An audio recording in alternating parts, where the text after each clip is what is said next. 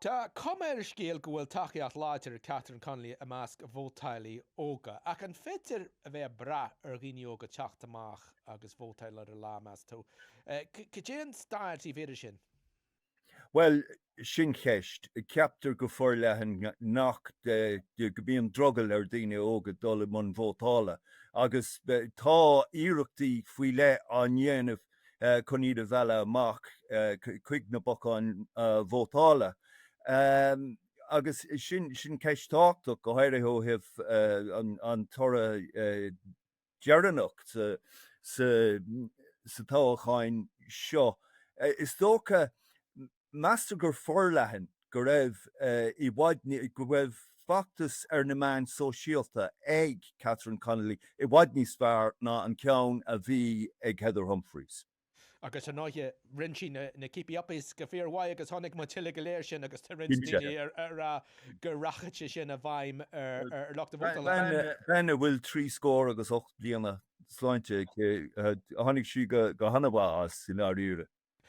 Agus sin mar a tan fleteacht mar a sóldúin. Ceis na Gaeilge, bhí ceis na Gaeilge a méle phobal a lighmhúí mise na dtíar a tháinig mud alt mór an San Irish Times ar a cheis seo ní a measc a phobal na Gaeilge amháin agus hep ar Heather Humphreys an Gaeilge ólam agus ina aire Gaeltachta agus jaall si go bhóla móid si rib a Gaeilge de mé in Uachtarán.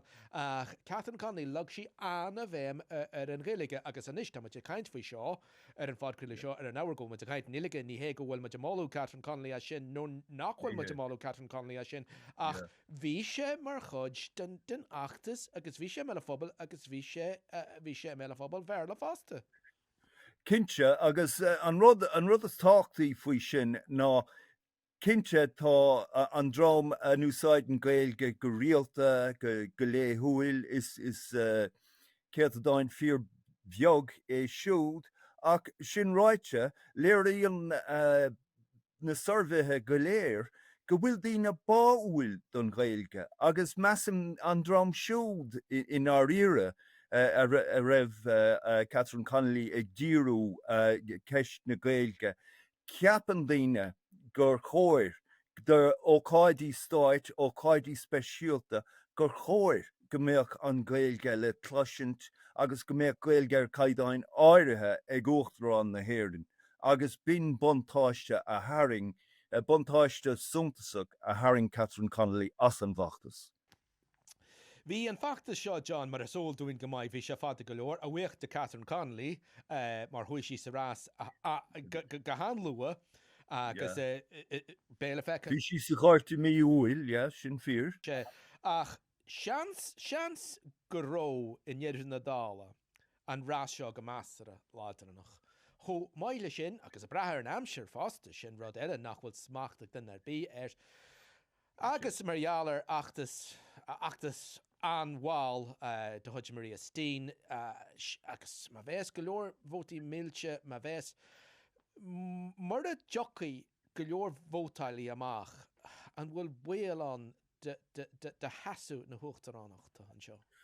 Tá an bhfuil sin ón gan éon dát ar choirbe. Teacht amach is faibhí I gcónaí dá head a cethir faoin géad an uair dhearnach 2008. Chuige sé faoin géad an tám ribh sin I 2011. Rud a cílíonn go rialta fanan níos mó le leachtas na vótaí sa bhaile ar an ócáid seo. Déadach sé a bheith I bhaid níos measa an trost seo go háirithe an chuí gur hit feachtas fianna fáil as a chéile amachchas amach agus tá beag droch lá agus droch léhananta do fianna fáil bhí mar ag caint faoi cás Simon Harris mar ceannaire ina Gael ach beag rudaí I bhaid níos dúchlánaí agus Jackir do ceannaire iarna fáil amach an seo.